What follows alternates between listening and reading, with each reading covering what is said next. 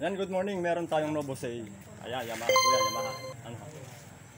Medyo matagal-tagal na rin tong motor na to.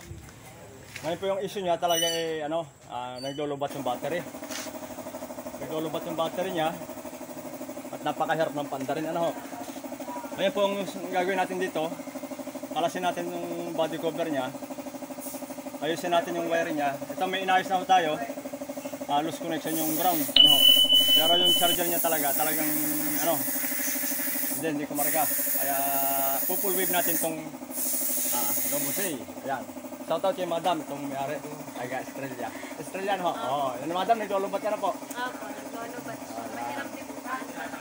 Yan, i-solve natin ang problema ng customer natin. Ayusin natin to. At least napandar na natin siya, napandar na. Ngayon po may mga ayusin pa tayo sa wiring niya. Pupuluduhin natin. Pati yung mga seat cover ayusin na natin ito. Kuhan. Ayusin din natin yan.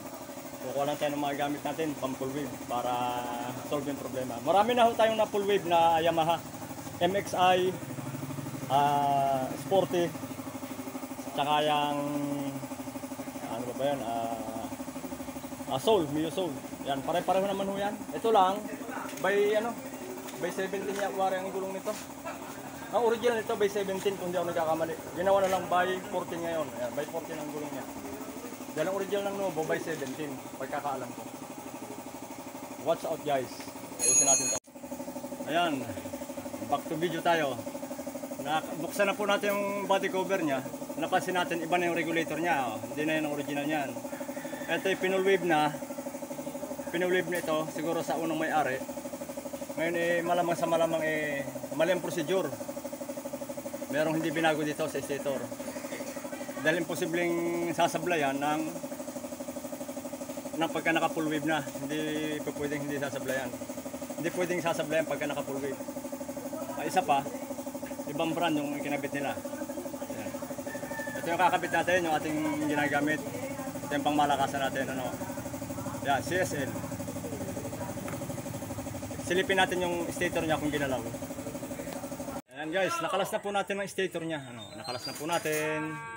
Ngayon po talagang nakakalungkot man, sablay talaga. Sablay yung unang full wave. Sablay. Hindi ho binago yung linya dito. May binabago po tayo dito Dapat naka-line to line ito. Naka-line to ground pa rin siya, kaya hindi talaga siya kakarga sa battery.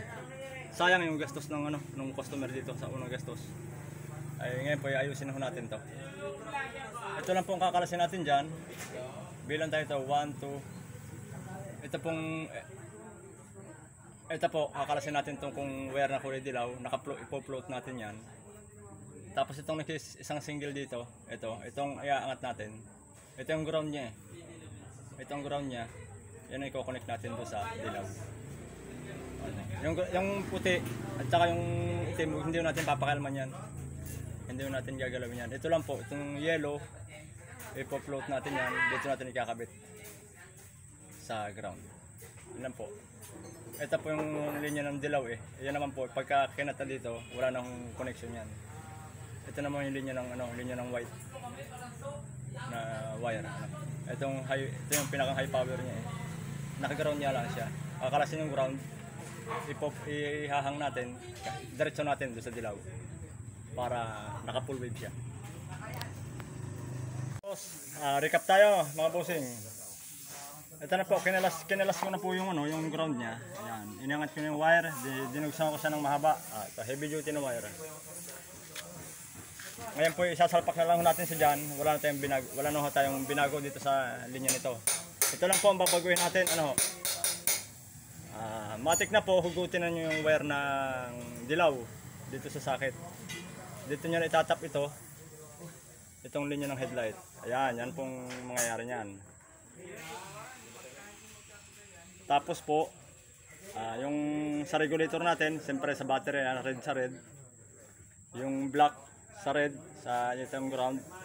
Tapos yung puti po, nagaling din sa stator natin, ito sa pink. Sa pink ko yan. Tapos itong dilaw na isa, dito yung kukonekta. Yan, dito po sa wire na galing na stator. Yan po mangyayari yan. I-fix na lang po natin. Malapit na to. Okay na po yung na-install na po natin yung mga dapat ikabit. Yan, kompleto na po yan. Sa Novosay, ano ho. Recap lang po natin, madam, paki-video nga po. Yung may-ari na pong pawakan natin ng camera. Yan, pwede pahiga po. Check muna natin yung ano, yung kurente na kanyang battery. 13.6 po yung battery niya. Bagong pakarga ito sa loob, paandar natin.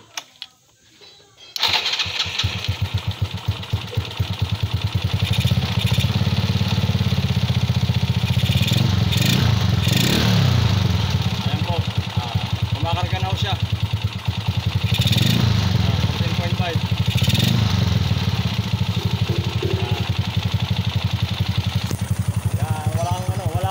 Wala kayong lobat yan. Yung Novo na yan. Tapos, upo na lang.